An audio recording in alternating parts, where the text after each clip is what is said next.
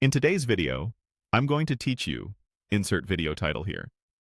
We're building a simple, reliable automation that watches your Gmail inbox for new messages, pulls out any attachments, and files them into a clearly named Google Drive folder. By the end, you'll have a hands-off system that keeps your files organized the moment they arrive. We start by setting up a Gmail trigger that automatically checks your inbox every minute. As soon as a new email lands, the workflow kicks off.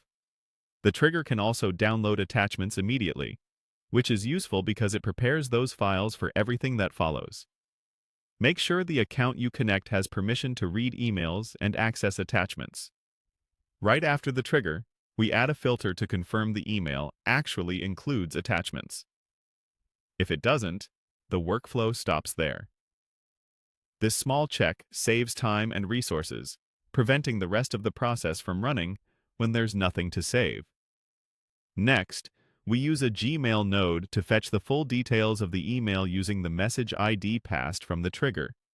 This ensures we have the complete content and confirms that all attachments are properly downloaded. It's also a great way to capture useful metadata like the subject line, which we'll use to name the destination folder.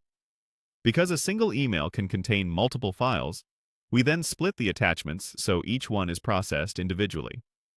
Handling them one by one keeps things tidy and avoids errors that can happen when multiple files are bundled together. Now we create a new folder in Google Drive to store this email's attachments. The folder name combines the email subject with the current date and time for clarity.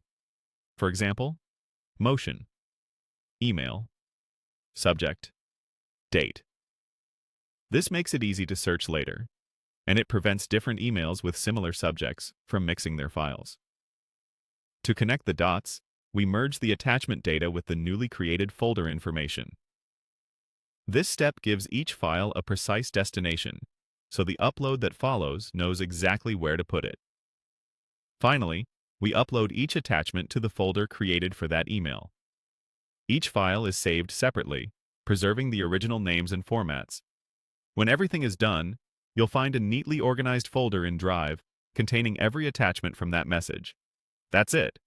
Send yourself a test email with a couple of files to confirm the flow.